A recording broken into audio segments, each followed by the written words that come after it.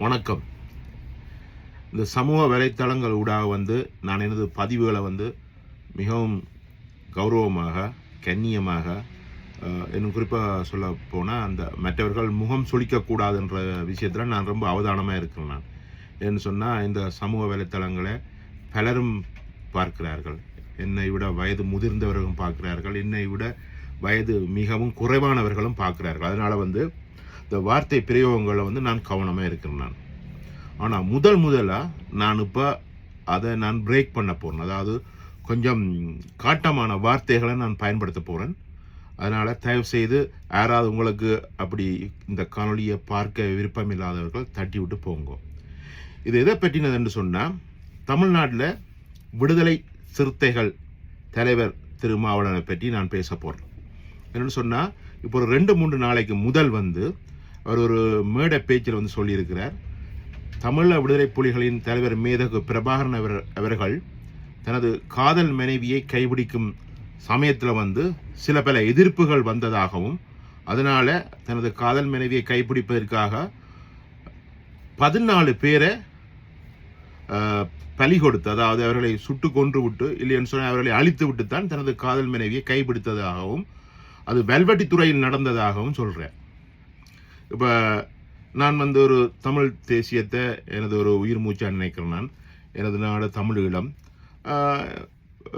நாடு சார்ந்து தேசியம் சார்ந்து நான் மிகவும் அவதானமாக இருக்கிறேன். நான் எனது மக்கள், எனது மொழி என்றதில் அவதானமாக இருக்கிறேன். அதே நேரத்தில் எனது ஊரெண்டு பார்க்க அந்த ஊரில் ஒரு சின்ன ஏதாவது யாராவது சொன்னால் அதுலேயும் நான் ரொம்ப அவதானமாக இருப்பேன்.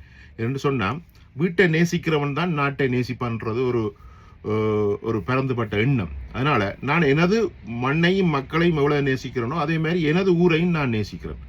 அதாவது எனது ஊர் வெல்வெட்டித்துறைன்னு சொல்லிக்க திருமாவளவன் சொல்கிறார், வெல்வெட்டித்துறையில் இந்த சம்பவம் நடந்ததாக சொல்கிறார். எப்படி தனது காதல் மனைவியை கைப்பிடிப்பதற்காக 14 பேரை அழித்து விட்டு தான் நான் காதல் மனைவியை கைப்பிடித்ததாக தலைவர் மேதகு பிரபாகரன் அவர்கள் தனக்கு சொன்னதாக அவர் சொல்லி ஒரு பதிவு வைக்கிறார். நாங்கள் சிறு வயதில், அதாவது நான் சிறு பிராயமரிக்கைக்கு 7 வயது தொடக்கம் நாங்கள் போரை தவிர எதையுமே பார்க்கதில்லை. 7 வயதிலேருந்து நாட்டுக்கு புலம்பெயர்ந்து போகும் வரைக்கும், அதாவது இந்த நாட்டுக்கு வரும் வரைக்கும் நாங்கள் எந்த விதமான ஒரு சமாதான பேச்சோ இல்லாட்டி ஒரு சுமூகமான நிலவையோ நாங்கள் பார்க்கவே இல்லை. எல்லாம் ஒரு சிறு காலம் சமாதானம் நடந்தால் போர் போர் போர், நிறைய இழப்புகள், வீரங்கள், தியாகங்கள், சோகங்கள், இதை மட்டும்தான் பார்த்துறாங்க. அதனால அந்த மண்ணில் A to Z என்ன நடந்ததுன்றது எங்களுக்கு தெரியும். அப்படி இருக்கேக்க இந்த திருமாவளவன் சொன்ன இந்த கருத்து எனக்கு ரொம்ப என்ன சொல்றது, ரொம்ப ஒரு ஒரு ஒரு ஒரு இனம் தெரியாத கோபம், ஒரு காட்டமான வெறியுமே இருக்க மேலே வருது. அதாவது நான் சொல்றேன், இனி வேற வசனங்கள் கொஞ்சம் காட்டமா இருக்கும், பார்க்க பிடிக்காத சரி தட்டிட்டு போகும். திருமாவளவன், உனக்கு தெரியுமா, நீ ஒரு சாதி கட்சி நடத்துற ஒரு மிக மோசமான மட்டமான மனிதன். நமது தேசிய தலைவர் மேதகு பிரபாகரன் அவர்கள் காதல் மனைவிக்காக 14 பேரை அதாவது அழிச்சுட்டு தனது காதல் மனைவியை கைப்பிடித்து சொல்ற நீ எவ்வளவு கேவலமான மனுஷனா இருப்ப. காலத்துக்கு காலம் திமுக அதிமுகன்னு சொல்லி எந்த பக்கத்தால உனக்கு பெனிஃபிட் கிடைக்குதோ, ஆதாயம் கிடைக்குதோ, அந்த பக்கம் போய் நீ ஒரு மெலன் தின்ற பன்றி. சரியா? நீ தேசிய தலைவரை இவ்வளவு மட்டமா சொல்ற. உனக்கு ஒரு விஷயம் சொல்றேன் கேளு திருமாவளவன்.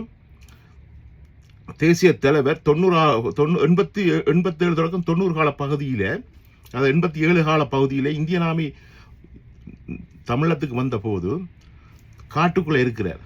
தனது மனைவியை யாழ்ப்பாணத்திலிருந்து வெள்ளத்துறையில இருந்து காட்டுக்கு தரை வழியாக எடுத்து வர சொல்லி ஒரு அணியை அனுப்புறார். அதுல தமிழ்ச்செல்வன் நாம் இடம்பெறார்.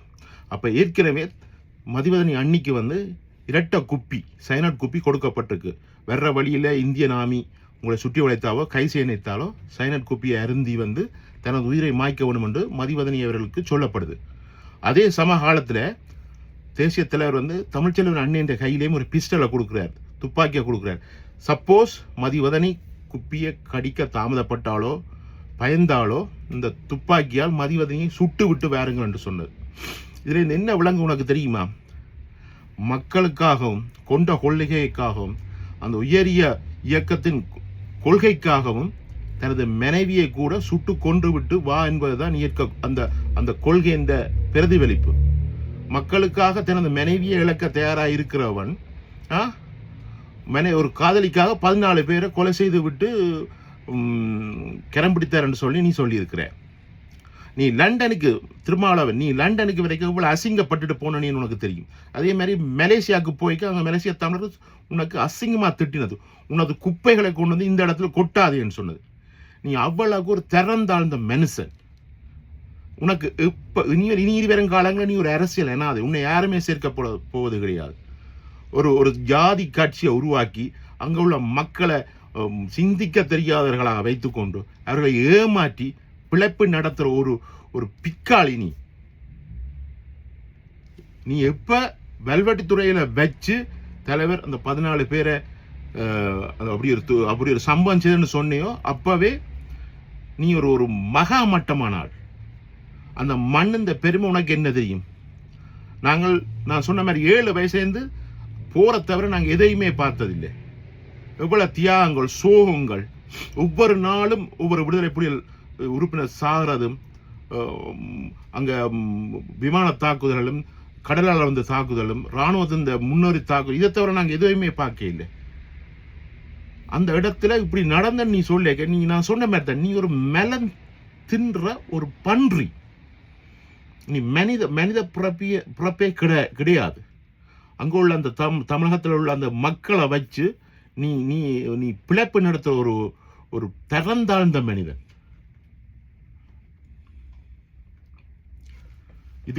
இது மாதிரி இன்னும் ஒரு தடவை நீ புலம்பெயர் தேசத்துக்கு எங்கேயாவது வருவே இருந்தா செருப்பால் அடி வேண்டி கொண்டு போவேன். மகா மட்டமான மிருகம் நீ மிருகம் இல்லை, அதையும் விட கேவலம். அதான் சொல்ற மெலன் தின்னக்கூடிய ஒரு பன்றி நீ. கனடாவில் யூடியூபர் ஜீவன் சொன்னதுதான் உனக்கு சால பிறந்தது. என்ன துணிச்சல் உனக்கு தேசிய தலைவர் தனிமையில சொன்னவராம் இந்த கதையை. அதை நீ மேடையில மைக்க பிடிச்சு சொல்றேன்டா. உனக்கு அந்த திமுக அந்த பிரபகண்டாவுக்குள்ள இருந்து நீ எவ்வளவு செய்யலுமோ அவ்வளோ நீ செய்ய ஆரம்பிச்சுட்ட. அதுக்கு எங்க தேசிய தலைவர் தான் கிடைச்சாரோ? பொறுக்கியடா நீ.